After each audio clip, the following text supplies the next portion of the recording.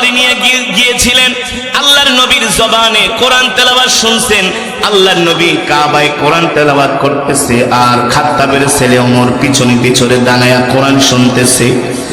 আল্লাহর নবী এত চমৎকার সুরে কোরআন পড়েন।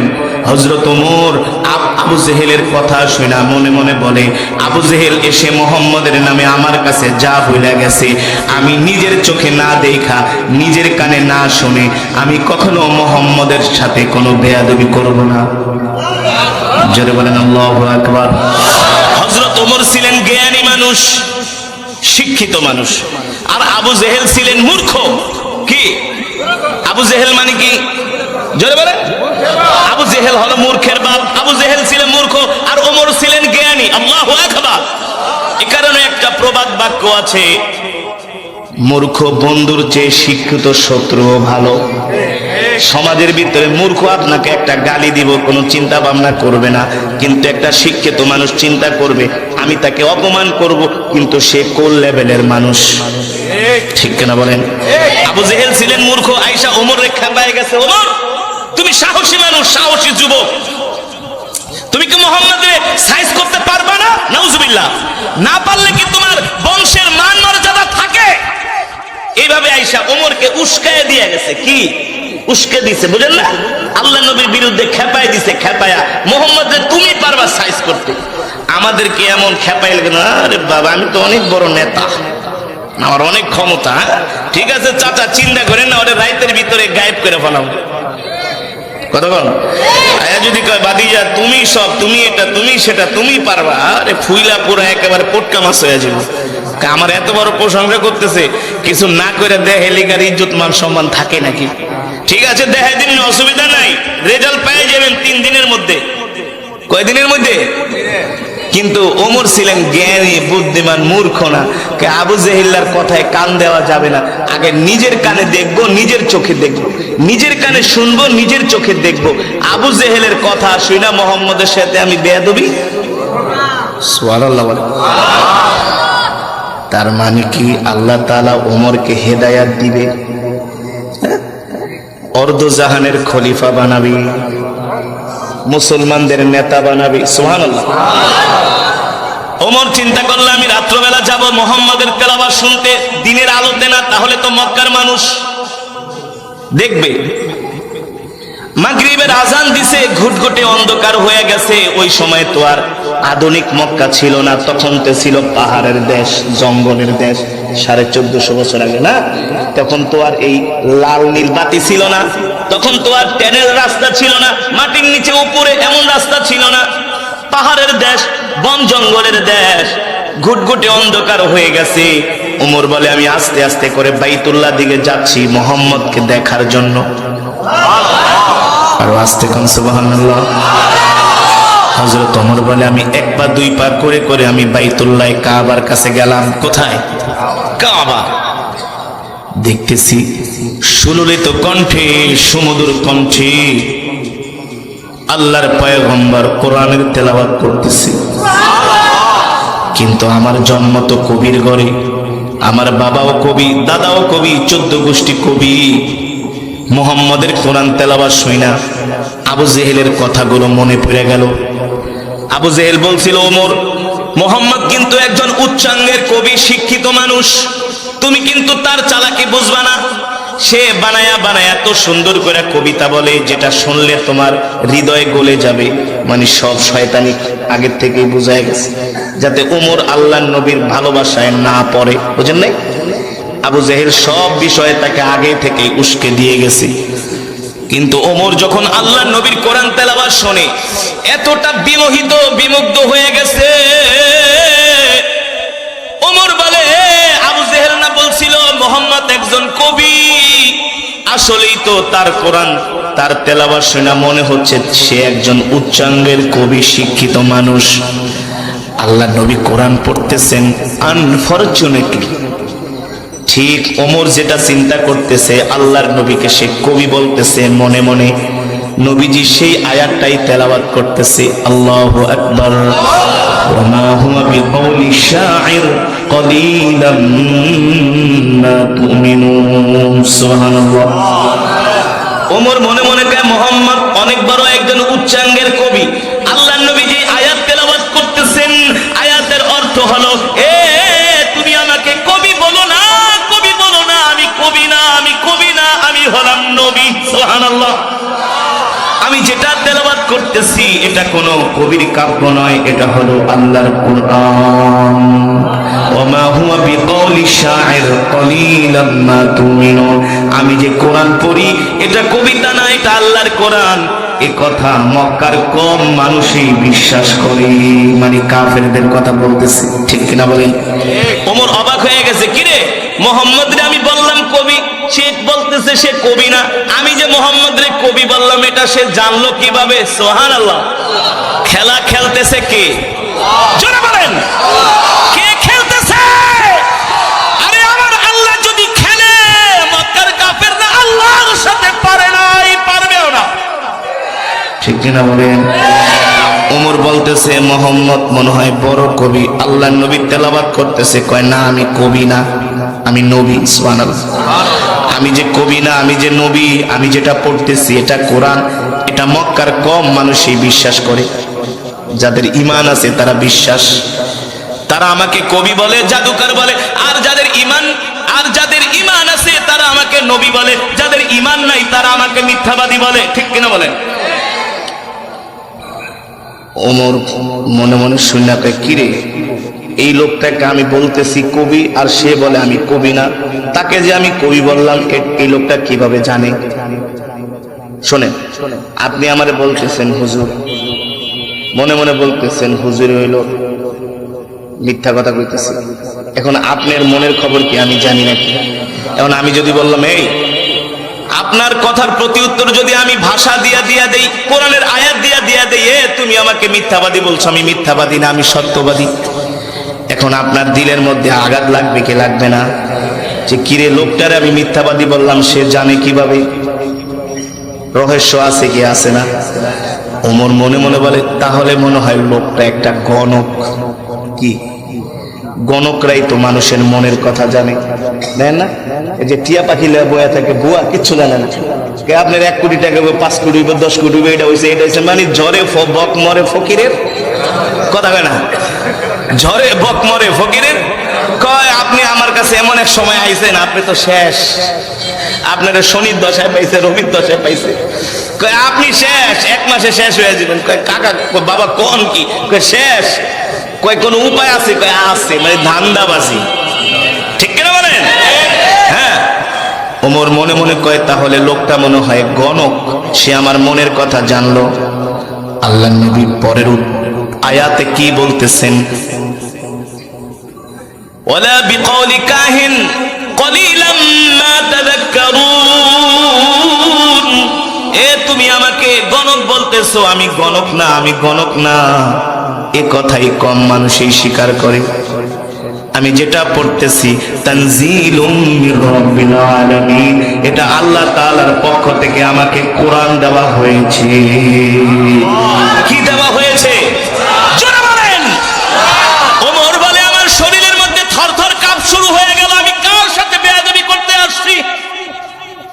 বলি কবি বলে আমি কবি না, বলি গণক বলে আমি গণক না, আমি হলাম আল্লাহর নবী। আল্লাহু আকবার। আমি যেটা তেলাওয়াত করতেছি এটা হলো আল্লাহর কোরআন, তানজিলুম মির রাব্বিল আলামিন। আল্লাহ তাআলা এই কোরআন আমার উপর নাজিল করেছে, ঠিক কিনা বলে? হযরত ওমর বলে যেই দিন আমি আল্লাহর নবীর জবানে এই কোরআনের তেলাওয়াত শুনলাম, সেই দিন থেকে আমি ইসলামের প্রতি দুর্বল হতে শুরু করলাম। আল্লাহু আকবার। জোরে বলুন আল্লাহু আকবার। ওই ওমর আল্লাহর নবীর কাছে এসে বলে, ও নবী, আপনার কল্লা কাটবো তো দূরের কথা, আপনার সাথে বেয়াদবি করবো তো দূরের কথা, মক্কার কাফেরদের কথা শুইনা আপনার সাথে বেয়াদবি করতে আসছিলাম।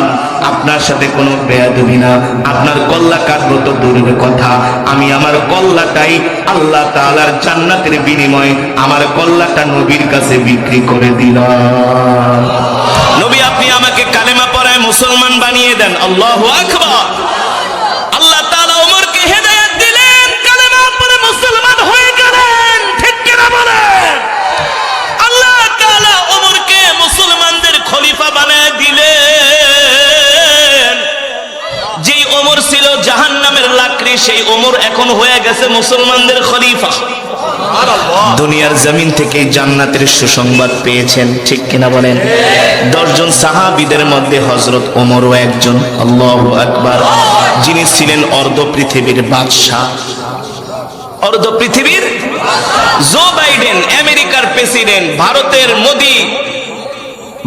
মোদি তিনি ভারতের প্রধানমন্ত্রী, রাশিয়ার প্রেসিডেন্ট পুতিন, কিম জং, কতটুকু অস্ত্রের মালিক, দেশের মালিক, তাতেই তাদের গরমে দেশে থাকা যায় না। অর্ধজাহান বোঝেন তো, পুরা পৃথিবীর অর্ধেকের চাইতেও বেশি তার প্রেসিডেন্ট ছিলেন হযরত ওমর। সুবহানাল্লাহ, সুবহানাল্লাহ। তাহলে তার কেমন গরম হওয়ার দরকার ছিল? হ্যাঁ, এমন গরম ছিলেন ওমর, ইবলিস শয়তান দেখলে রাস্তা পরিবর্তন করত। যদি দেখতো ওমর যাইতে আছে লক্ষণ উত্তর লক্ষণ খোলা দিয়া, শয়তান কয় ওমরের সামনে পড়লে খামো মায়ের, আস্তে করে দক্ষিণ লক্ষণ খোলা দিয়া নদী দিয়া পার হয়ে ওই পারে দৌড় ওমরকে দেখলে।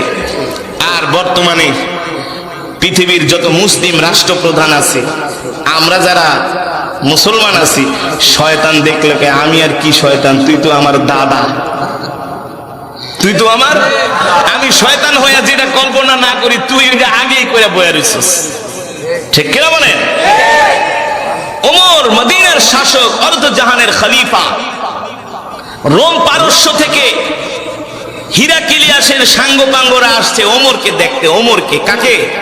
মুসলমানদের খলিফা ওমরকে দেখতে আসছে, ওমরকে। আল্লাহু আকবার, জোরে বলেন আল্লাহু আকবার। হযরত ওমরকে বলা হয় মেজাজে ওহী। সুবহানাল্লাহ। মুহাম্মদ কোরআনের তেলাওয়াত করে মক্কার যুবকেরা তার তেলাওয়াত শোনার জন্য পাগল হয়ে যায়। আল্লাহু আকবার, জোরে বলেন আল্লাহু আকবার। বাংলার জমিনে এমন যুবক আছে যারা আগে গান শুনতো, তারা এখন কোরআন শোনে, ঠিক কিনা বলেন? যারা আগে গাঁজা খাইতো, তারা এখন মসজিদে আসে কোরআনের মহব্বতে। আল্লাহু আকবার। মক্কার কাফেররা এসে বলে, ওমর শোনো, মোহাম্মদ নিজে বানায়া কবিতা বইলা কোরআন বইলা চালায় দেয়। জোরে বলেন নাউজুবিল্লাহ।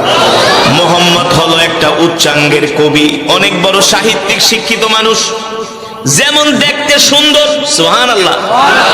মক্কার কাফেরেরা আমার নবীর দুশমন হওয়ার পরেও নবীজির প্রশংসা করেছে, না কইরা উপায় নাই, ঠিক কিনা বলেন? না কইরা উপায় নাই।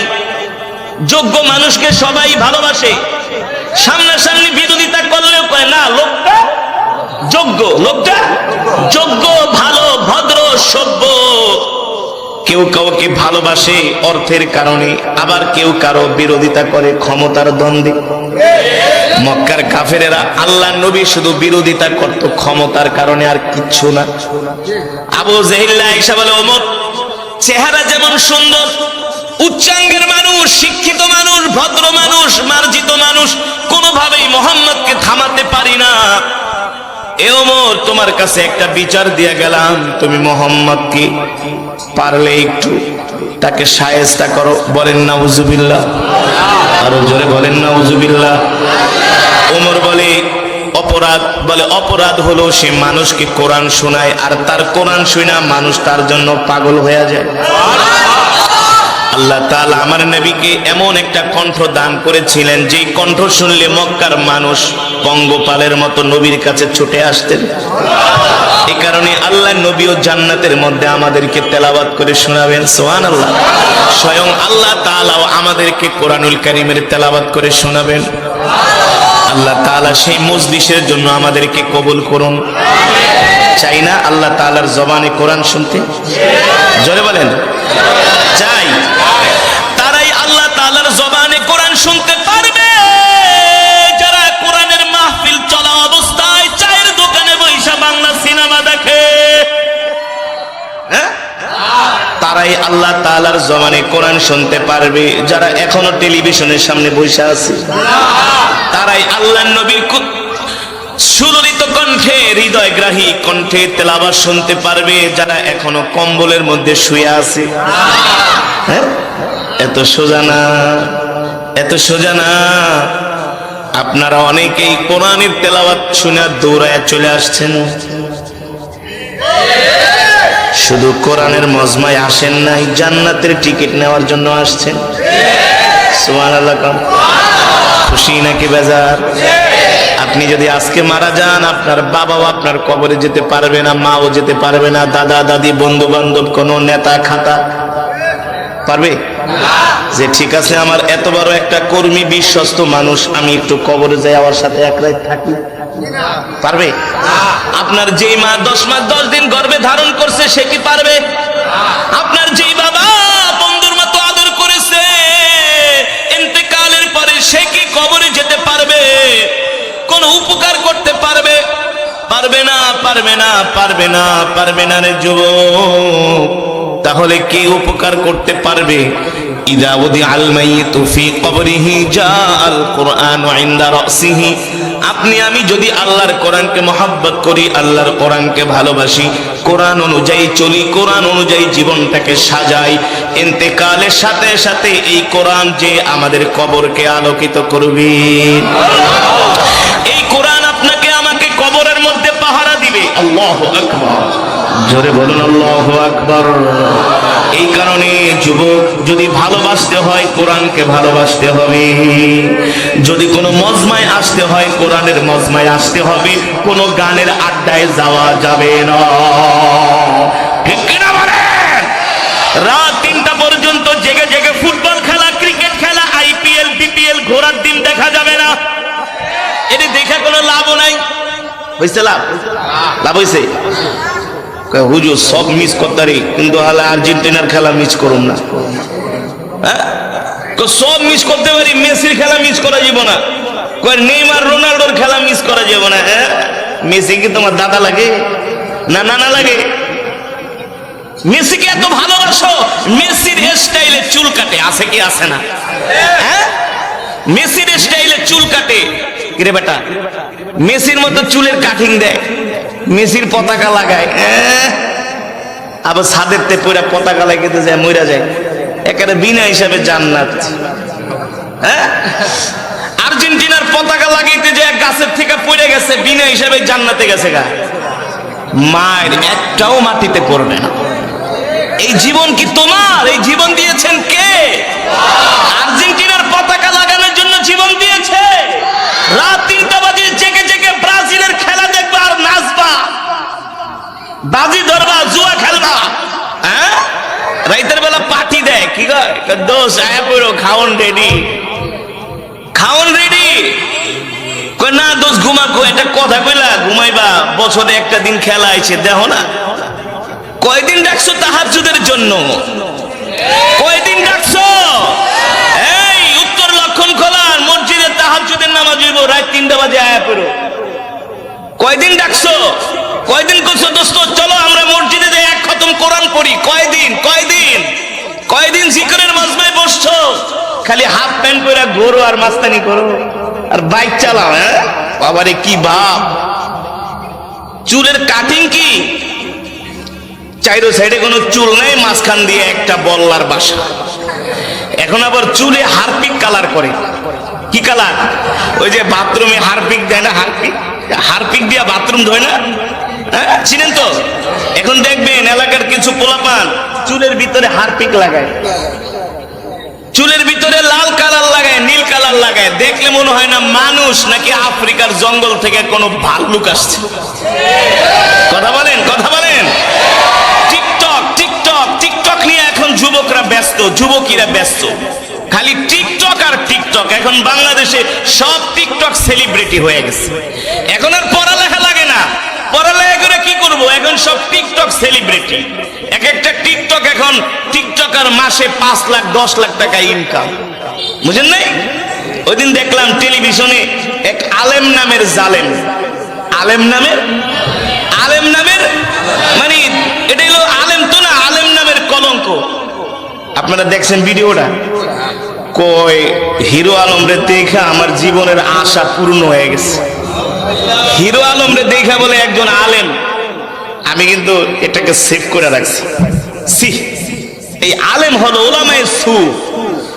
হিরো আলমের মতো একজন অভিনেতা কয় তারে দেখার জন্য আমার জীবনটা ছটফট করছে, কলিজাটা। আজকে দেখছি আমার জীবন ধন্য হয়ে গেছে। কোন নাউজুবিল্লাহ, জোরে বলেন নাউজুবিল্লাহ। তোমার উচিত ছিল বলা যে আমি একজন বাংলাদেশের হক্কানি আলেম দেখছি, আমার জীবন ধন্য হয়ে গেছে। আমি একজন ভদ্র সভ্য মানুষ দেখছি, একটা কলেজ ইউনিভার্সিটির একজন প্রফেসর, অধ্যাপক, সৎ নির্ভীক মানুষ গড়ার কারিগর, তাদেরকে দেখা, তাকে দেখা আমার কলিজা ঠান্ডা হয়ে গেছে। সমাজ কোথায় যাচ্ছে? কোথায় কোথায় যাচ্ছে? মুসলমান, এই কথাগুলো কেন বললাম? আজকে আমাদের অধঃপতনের একটি মাত্র কারণ হলো আমরা আল্লাহর কোরআন থেকে দূরে সরে গিয়েছি, ঠিক কিনা বলেন? আমরা নিজেরাও কোরআন পড়ি না, আমাদের সন্তানদেরকেও কোরআন শিখাই না, আমাদের নিজেদের মাঝেও ধর্মের শিক্ষা নাই, আমরা সন্তানদেরকেও ধর্মের শিক্ষা দেই না, ঠিক কিনা বলেন?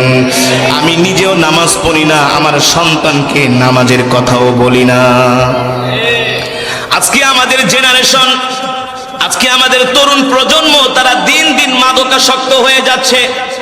প্রতিটা পাড়ায় পাড়ায়, মহল্লায় মহল্লায় গাঁজা, ইয়াবা, রমরমা। মুসলমান, আল্লাহ তাআলা আমাদেরকে কোরআন দিয়েছেন, এই কোরআনকে শেখার জন্য বলেছেন তলাবুল ইলমি ফরিদাতুন আলা কুল্লি মুসলিম। কোরআন শিক্ষা করা প্রত্যেকটা মুসলমান নরনারীর উপরে ফরজ।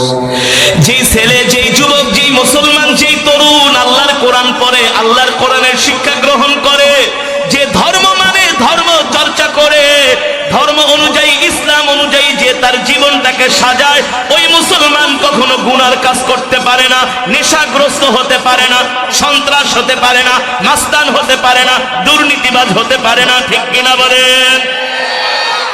আজকে আমাদের মুসলমানের চরিত্র এমন হয়ে গেছে, সাহাবায়ে কেরাম তো জীবন গেলেও কোনোদিন মিথ্যা কথা বলতো না, কিন্তু বর্তমানে আমরা মুসলমানরা মিথ্যা কথার ফ্যাক্টরি নিয়ে চলি।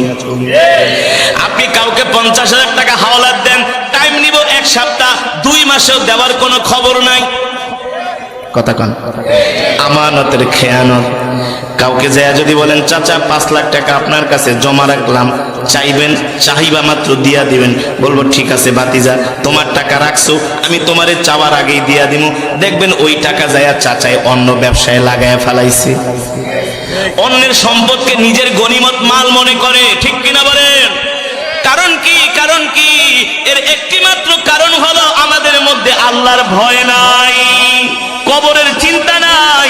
যদি আমাদের মধ্যে আল্লাহর ভয় থাকতো, পরকালের চিন্তা থাকতো, জাহান্নামের ভয় থাকতো, তাহলে আমরা মুসলমান কখনো অন্যের সাথে মিথ্যা কথা বলতাম না, কোনো মানুষকে কষ্ট দিতাম না, কোনো মানুষের সাথে প্রতারণা করতাম না, কোনো মানুষের সম্পদ আত্মসাৎ করতাম না, ঠিক কিনা বলেন? আপনি দোকানে মাছ কেনার জন্য যাইবেন, দেখবেন 1 সপ্তাহের পচা বাসি মাছ আপনারে দিয়া দিব, গরুর গোশতের সাথে রং মিশাইয়া দিয়ে দিবে, ঠিক কিনা বলেন? সব জায়গায় ধোঁকাবাজি, প্রতারণা। কারণ কি? কারণ কি? এই সমস্ত মানুষদেরকে কখনো আইন দিয়া, পুলিশ দিয়া ঠিক করা যায় না। তাদেরকে যদি ভালো করতে হয়, একমাত্র কোরআনের জ্ঞান, ওহির জ্ঞান ছাড়া এই মানুষদেরকে ভালো করা যাবে না। মক্কার জাহিলিয়াতের মানুষগুলো এর চাইতেও আরো তাদের অধঃপতন ছিল, ঠিক কিনা বলেন? যাদের কাজ ছিল মারামারি করা, কাটাকাটি করা, খুনাখুনি করা, ধর্ষণ করা, ডাকাতি করা, ছিনতাই করা, গোত্রে গোত্রে মারামারি লাগলে এই মারামারি যুগের পর যুগ, বছরের পর বছর, 100 বছর পর্যন্ত তাদের মারামারি চলতো। বাবা মরণ ইন্তেকালের সময় ছেলেকে ডাক দিয়া বলে যাইতো, এ সন্তানের দিকে আয়, ওই গোত্রের মানুষ আমাকে মারছে, আমি প্রতিশোধ নিতে পারি নাই, তুই আমার সন্তান, তুই প্রতিশোধ নিয়ে নিস, বাবার কথাটা রাখিস। এই অবস্থা ছিল জাহেলিয়াতের মানুষের। বর্তমানে সেই অবস্থা এখন বাংলাদেশে হয়ে গেছে। কথা বলেন, মুসলমান মুসলমানের মাঝে মিল নাই, মহব্বত নাই, ভালোবাসা নাই, পারস্পরিক সম্প্রীতি নাই। একজন আর একজনকে মিথ্যা কথা বলে ঠকাইতে পারলে মনে হয় সে অনেক বড় জ্ঞানী। কথা বাস্তব নাকি অবাস্তব? জোরে বলেন, বাস্তব নাকি অবাস্তব? আজকে আমাদের মাঝে লোভ ঢুকে গেছে, দুনিয়ার ক্ষমতার লোভ, সম্পদের লোভ, নারীর লোভ, বাড়ির লোভ। এই লোভ সাহাবায়ে কেরামদের মাঝে ছিলেন না। কারণ কি? কারণ কি? তারা আল্লাহ তাআলাকে ভয় করতেন, কবরের আযাবকে ভয় করতেন। কিন্তু আমাদের অবস্থা দেখলে মনে হয় আমরা আমাদের শিকড় কোথায়? মদিনায়। ঠিক কিনা বলেন? আমাদের শিকড় মদিনায়, আমাদের শিকড় মস্কোতে নয়, আমাদের শিকড় হলো মদিনায়। আল্লাহু আকবার, জোরে বলেন আল্লাহু আকবার। আমাদের সন্তানদেরকে তো এখন ওমরের জীবনী পড়ানো দরকার ছিল, হযরত ওমরের জীবনী নিয়ে পিএইচডি ডক্টরেট করার দরকার ছিল। ঠিক কিনা বলেন? এখন আমাদের সন্তানদেরকে স্কুলে পড়ানো হয় লাল গরুর গল্প। কিসের গল্প? লাল গরুর গল্প। স্কুলে এখন আমাদের সন্তানদেরকে নৃত্য শেখানো হয়, নৃত্য। স্কুলের এখন একটা বই আছে শিল্প সংস্কৃতি, তার মধ্যে এখন মেয়েদেরকে নৃত্য শিখায় আর অভিনয় কি শিখায়? নাটক করা শিখায়। এখন ব্যাঙ্গের লাভ শিখানো হয়, ব্যাঙ্গের লাভ, ঘোড়ার লাভ শিখানো হয়। ঠিক কিনা বলেন? বানিয়ে বলছি সন্তানদেরকে এখন বার্গার বানানো শিখায়, পিজা বানানো শিখায়, পিজা নুডলস বানানো শিখায় স্কুলে। অথচ আমাদের সন্তানদেরকে বাধ্যতামূলক কোরআন শিক্ষা দেওয়ার দরকার ছিল, ইসলাম ধর্ম শিক্ষা দেওয়ার দরকার ছিল। ঠিক কিনা বলেন? এখন স্কুলে এগুলো এই ইসলাম ধর্মটাকে ঐচ্ছিক শিক্ষা বানায় ফেলেছে। মন চাইলে শিখো, না মন চাইলে না শিখো, কোনো সমস্যা নাই। এ কারণে আমাদের ইন্টারের ছেলেরা এখন সিগারেট খাওয়া শিখে গেছে, গাঁজা খাওয়া শিখে গেছে। জন্য একমাত্র মহান রব্বুল আলামিনের জন্য, যিনি আমাদেরকে সৃষ্টি করেছেন। ঠিক কিনা বলেন? মুসলমান, আমাদের হায়াতের মালিক কে? আমাদের রিজিকের মালিক কে? আমরা কার গোলাম? আরো জোরে বলুন, কার গোলাম? এক আল্লাহর গোলাম। ঠিক কিনা বলেন? সেই মাওলাই পাকের জবানের কালামের তেলাওয়াত করেছি, আর আল্লাহর গোলামেরা বসে বসে শুনেছে। আল্লাহু আকবার। আসমানের নিচে জমিনের উপরে এর চাইতে আর উত্তম জিকির হতে পারে না। আফজালুজ যিকর তিলাওয়াতুল, আল্লাহ তাআলার কাছে সবচেয়ে পছন্দের জিকির হলো কোরআনের তেলাওয়াত। কিসের তেলাওয়াত? আমি তেলাওয়াত করেছি, আপনারা শুনেছেন। কি পেয়েছেন বলতে পারবেন? কি ফায়দা হয়েছে? কি বেনিফিট? কি পেলেন? বলবো? আমি তেলাওয়াত করেছি, আপনারা শুধু শুনছেন। এক এক হরফে 10টি করে নেকি পেয়েছেন। আমি যদি 1000 শব্দ তেলাওয়াত করি, 1000কে 10 দিয়া গুণ দেন, কয় হাজার? মাশাআল্লাহ, অঙ্ক পারেন না? অটো মনে রাখবেন, কয় হাজার? আর যদি 2000 শব্দ তেলাওয়াত করি, 10 দিয়ে গুণ দেন, কয় হাজার? সুবহানাল্লাহ। এখানেই শেষ, আর লাভ নাই। 10 গুণ লাভ। সুবহানাল্লাহ। বলবো? এই মজমায় আসার কারণে এক খতম করে করে কোরআনুল কারীমের সওয়াব পেয়েছেন। সবাই মিলে এক খতম না, এক একজন পার পারসন। তাহলে আজকের মাহফিলে কয়েক হাজার খতমে কোরআনের সওয়াব হয়েছে। ঠিক কিনা বলেন? আর যারা আসে নাই, ওরা এই সওয়াব থেকে মাহরুম হয়েছে। আসো নাই, যাও বসে বসে গাঁজা খাও নদীর পারে, ফেসবুক চালাও, সিগারেট টানো, লাভ নাই। লাভ আছে? লাভ নাই। তোমাদের কপাল পোড়া, এখনো সময় আছে। আর এই কোরআন তো সেই কোরআন, যে কোরআনের তেলাওয়াত শুনে আবু জেহেলও রাত্রে ঘুমাইতে পারে না। কথা বলেন মুসলমান? আর তুমি মুসলমানের সন্তান হয়ে এখনো কিভাবে ঘরে আছো, কিভাবে চায়ের দোকানে আছো, আমাদের বুঝে আসে না। আরে আবুল আহাব তো ঘুমাইতে পারে নাই। কথা বলুন। আল্লাহর নবী কোরআন পড়তেন, আর আবু জেহেল আরামের ঘুম হারাম কইরা কাবার চত্বরে দাঁড়ায়া দাঁড়ায়া চোরের মতো আল্লাহর নবীর জবানের তেলাওয়াত শুনতেন। এমনি কোরআনের সুর হলো পৃথিবীর শ্রেষ্ঠ সুর। ঠিক কিনা বলেন? এ যুবক, জীবনে কত গান শুনছো? মার্কেটে আসে, ফাইটটা যায়, সিররা যায়, লয়া যায়, খায়া যায়। আছে না এক মহিলা গায়? আছে না? মাঝে মাঝে ভারতের থেকে দেশে হিন্দি গান আমদানি হয় নাকি? কয়দিন চলে মার্কেটে? কয়দিন? 1 মাস, 2 মাস, 3 মাস, 6 বছর, 1 বছর। তারপরে এই গান যদি বাড়িতে বাজার ঝাড়ু দিয়া পিটানো, এটা ওল্ড মডেল হয়ে গেছে, এটা পুরানো গান, এটা চলে না, ব্যাকডেটেড। কথা বলেন, কথা বলেন। এই যুবক, তোমরাই বলো, তোমরা যে গান শোনো, তোমাদের গান সর্বোচ্চ কয় মিনিটের হয়? কয় মিনিট? কয় মিনিট? আমি করব ওয়াজ, আপনারা দিবেন আওয়াজ, পারবেন তো? চুপ করে বসে থাকার মধ্যে কোনো বুজুর্গি নাই, কোনো ফায়দা নাই। কোরআনের মজমায় এসে আলো আওয়াজ করতে হবে, ইমানি শক্তিকে বাড়াতে হবে।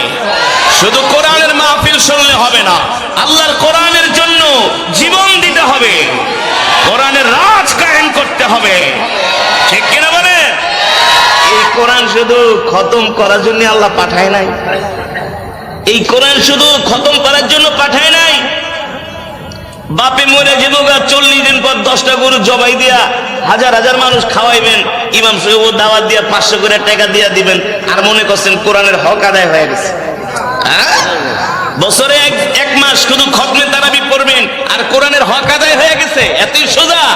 এত সোজা না।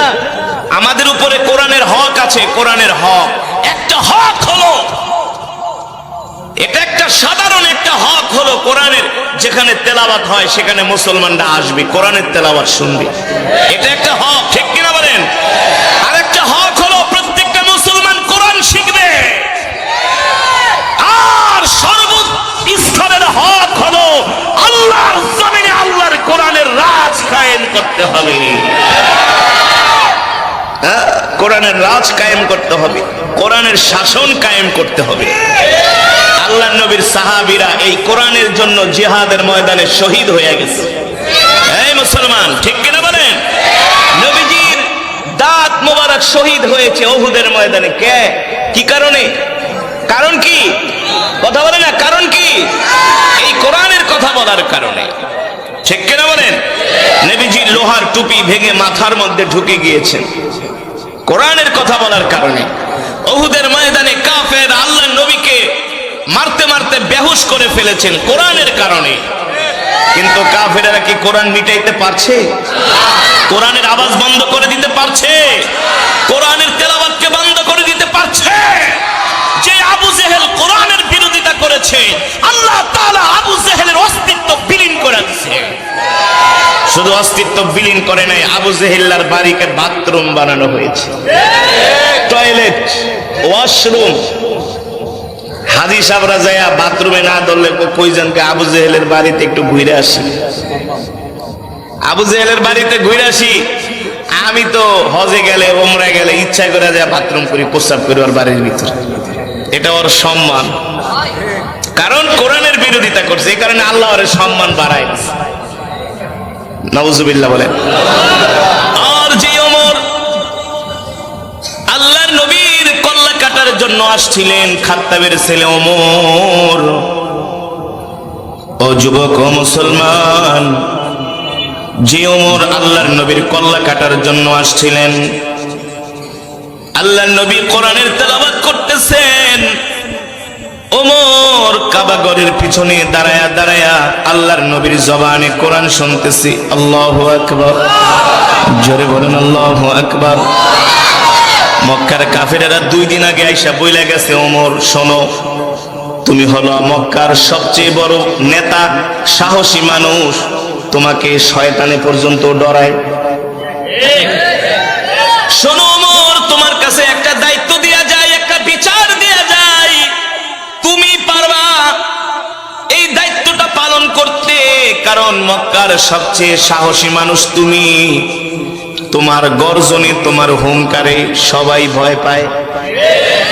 খলিফা বাদশা হওয়ার পরেও হযরত ওমর কোনো মানুষের উপর কোনোদিন অত্যাচার করে নাই, কোনো মানুষের 2টা পয়সা মেরে খায় নাই। বলতে পারবেন কেমন ছিলেন হযরত ওমর? মদিনার মসজিদে জুমার নামাজের খুতবা দিচ্ছেন হযরত ওমর, বয়ান করতেছেন। অর্ধ জাহানের খলিফা হযরত ওমর, তিনি মুসলমানদের সামনে, মদিনাবাসীর সামনে বয়ান করতেছে। একজন সাধারণ জনগণ মাঝখান থেকে দাঁড়ায় গেছে, ওমর আপনি আপনার বক্তব্য বন্ধ করেন। হযরত ওমর বলে কেন বক্তব্য বন্ধ করব? বলে আমার একটা প্রশ্ন আছে। কি প্রশ্ন? বলে আপনাকে দেখে আমার যেন কেন সন্দেহ হচ্ছে। আল্লাহ, একজন খলিফা বাদশাকে বলতেছে, একজন বাদশাহ, অর্ধজাহানের বাদশাহ, আবার ওমর কে? সাধারণ মানুষ না, ওমর যাকে বলা হয় মেজাজে ওহী, যার কথা অনুযায়ী, সিদ্ধান্ত অনুযায়ী আল্লাহ তাআলা কোরআনুল কারীমের মধ্যে 21টার উপরে আয়াত নাযিল করেছে। সেই ওমরকে একজন সাধারণ নাগরিক হুমকি দিচ্ছে, আপনি আপনার ওয়াজ বন্ধ করেন। ওমর বলে কেন? বলে আপনাকে দেখে আমার সন্দেহ হচ্ছে। বর্তমানে আমেরিকার প্রেসিডেন্ট যদি কইতো জো বাইডেন বক্তব্য বন্ধ করেন, আপনাকে দেখে আমার সন্দেহ হচ্ছে, তাকে সেকেন্ডের মধ্যে গায়েব করে ফালাইতো। কথা কন, হ্যাঁ? যে বেটা আমি প্রেসিডেন্ট, তুই আমার সামনে এসে এত বড় কথা বলস, একদম শেষ করে ফেলামু। সৌদির বাদশা মোহাম্মদ বিন সালমান যদি বলতো, সালমান আপনি আপনার বক্তব্য বন্ধ করেন, আপনার সাথে একটা কথা আছে, প্রশ্ন আছে, মনে হয় আপনি কোনো 2 নম্বরই করতেছেন। বাদশা সালমান আপনার পাহাড়ের উপরে নিয়ে ছাইরা দিব, শেষ, খুঁজেও পাওয়া যাবে না। ঠিক কিনা বলেন?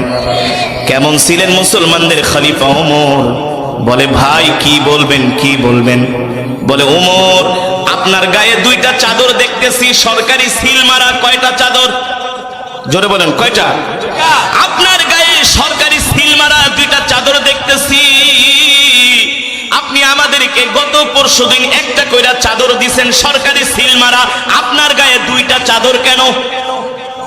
তার মানে আপনি কি একটা চাদর দুর্নীতি করছেন? একটা চাদর কি রাষ্ট্রীয় কোষাগার থেকে বেশি নিছেন?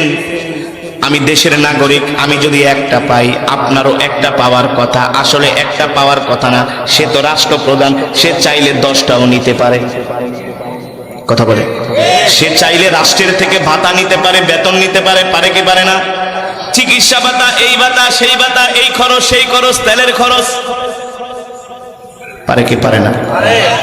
হযরত ওমরকে হুমকি দিতেছে, আপনার গায়ে 2টা চাদর কেন? সরকারি সিল মারা। আগে উত্তর দেন। আমরা একটা করে চাদর পেয়েছি, আপনার গায়ে 2টা চাদর কেন? আগে উত্তর দেন, তারপরে বয়ান করেন। এর আগে আপনাকে বয়ান করতে দেওয়া হবে না। আল্লাহু আকবার, জোরে বলুন আল্লাহু আকবার। চাইলে ওমরের পুলিশ বাহিনী আইসা তাকে ঘাড় ধরে মসজিদের বাইরে নিয়ে যাইত, কইতো বেটা মাতবরি করতে আহস, শিক্ষা দিয়া দিন। হযরত ওমর বলে, তোমরা চুপ থাকো।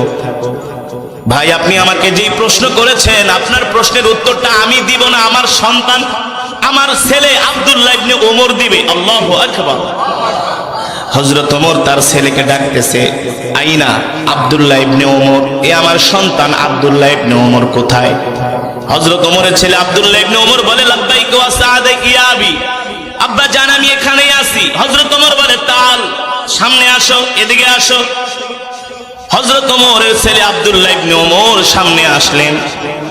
বাবা তার সন্তানকে সাইডে দাঁড়ায় বলতেছে, বাবা আমার জনগণের কথা শুনে মনে হচ্ছে আমি চোর সাব্যস্ত হয়ে যাচ্ছি, তুমি আমাকে, বাবা তুমি আমাকে উত্তরটা দিয়ে দাও আমার পক্ষ থেকে। মনে হচ্ছে জনগণ আমাকে সন্দেহ করছে, মনে করছে জনগণ আমি সরকারি কোষাগার থেকে 2টা চাদর নিয়েছি, তাদের কথা অনুযায়ী আমাকে চোর সাব্যস্ত করা হচ্ছে, সন্দেহ করা হচ্ছে। সন্তান, আমার পক্ষ থেকে তুমি উত্তরটা দিয়ে দাও। হযরত ওমরের ছেলে আব্দুল্লাহ ইবনে ওমর দাঁড়ায় বলে, মদিনাবাসী, আমার বাবার গায়ে যে 2টা চাদর দেখতেছেন, একটা চাদর হলো আমার বাবার, আর একটা চাদর হলো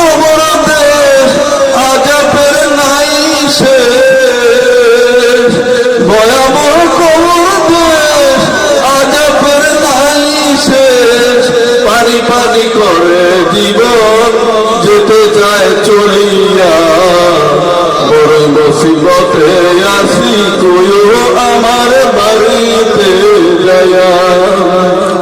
2 পাশের মাটি এসে চাঁদবে কবরে, পাগল ঢুকে